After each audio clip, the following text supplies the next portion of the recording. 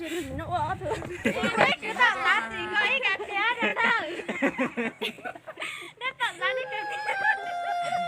Ê, nó được.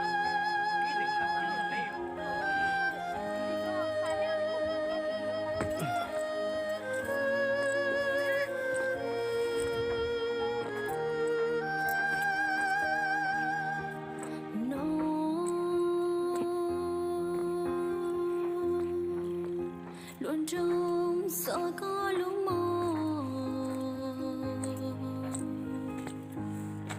tia có mù tao từ sẽ chỉ chào các em nhé, ở đây là trên Tà Mung nhá. Nếu anh em nào muốn lên chơi trên này ấy, thì nếu không biết địa chỉ thì ghi bỏ cho mình nhé, rồi mình cho địa chỉ cho. Đây quê mình nhá. Ở đây là trên khu chơi nhá, khu chơi giải trí ở trên Tà Mung rồi nhá. Đây là cái núi đá cao nhất ở trên Tà Mung này, có thể thấy tất cả mọi thứ xung quanh luôn. Đó, đây là núi đá nhá, lắm sợ lắm. Đấy. Tầm này là tầm 6 giờ rồi nhá, tầm 6 giờ rồi. Đấy, ở Tà Mung nhá, có cả đường đi luôn.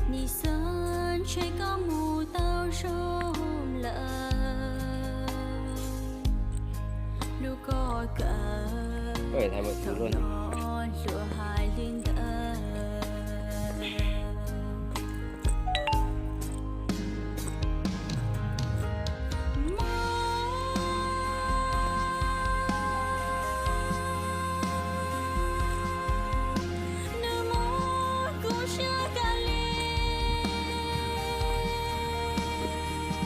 Đây cũng là khu chơi nhá.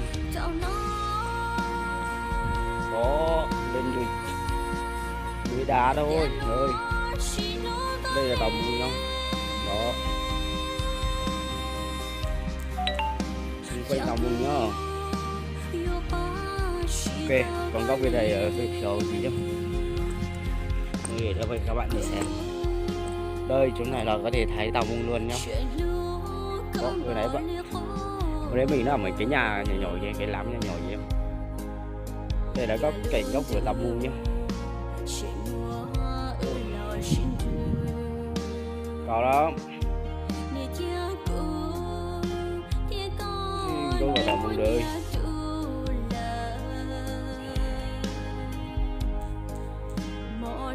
Đây. Đó. Tà Mung chẳng có xe đạp đâu, nhưng mà cũng có mấy chú chơi như này đâu.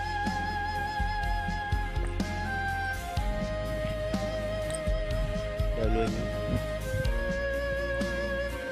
Còn bây giờ đang chơi như kìa. Đó, mình đang chơi ở đây nhá.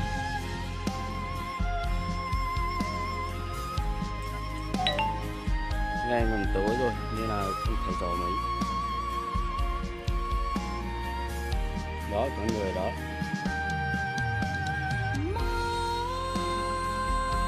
Nói chung đây sườn này to lắm nhé. Nói chung là cái này cái núi đá này có thể cao tầm 300 m, 300-400 m từ đấy nhé. Chắc 1000 m rồi. Bởi trong đó nó to lắm. Đây, có mấy đôi để trẻ nó đang chơi. Nó đang chơi,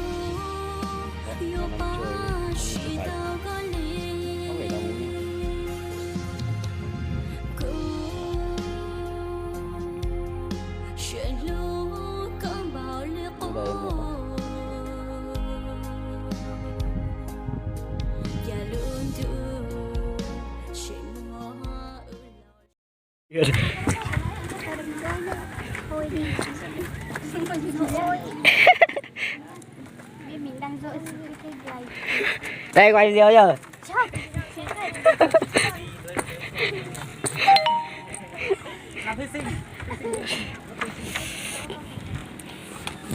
Đây các bạn ơi, cười đây nào.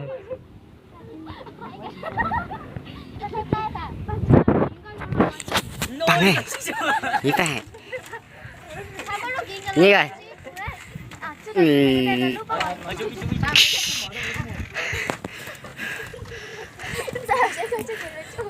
Hả? Tới quay bé không nói chú.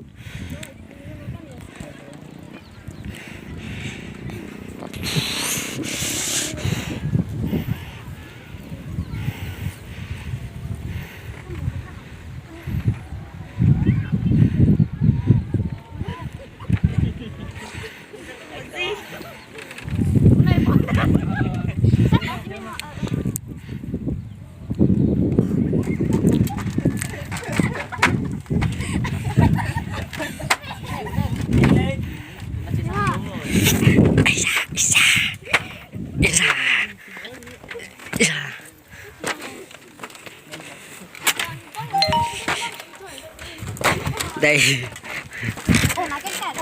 Mấy giờ để con chưa biết tuổi. Lấy cả chân nhá. Mày nhỏ gì.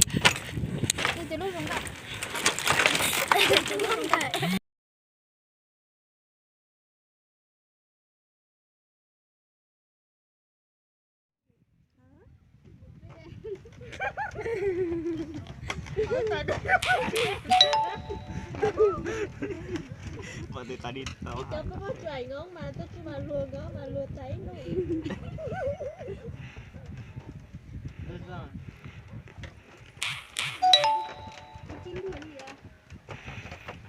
Sáng nắm trăng. Con tình hảo cho.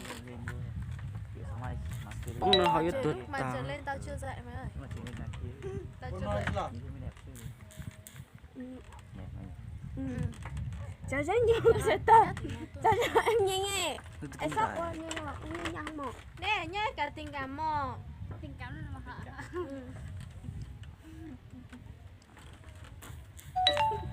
Trời lương. Lương bây giờ. Ê bư này nó giúp bư ấy. Mình có tự đấy. Giờ má. Chú ra lên mà cứ. Ôi lì. Lì ra tao còn dậy đôi tiền cho nó mà chú ý.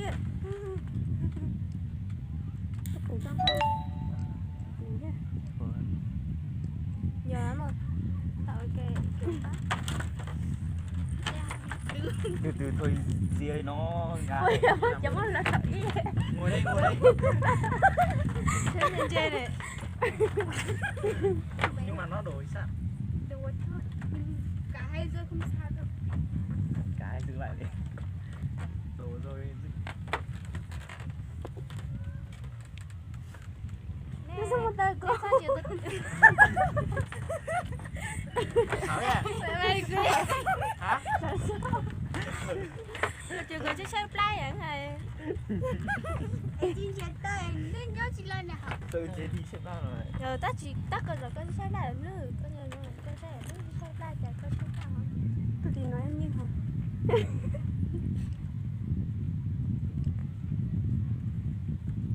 Tao bị bao rồi giống nào?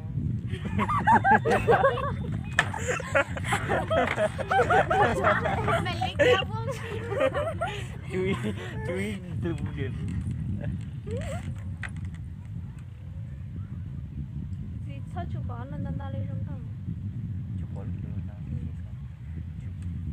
Chú lấy kho thôi. Giờ mà. Giờ mà, mua em nhìn lại.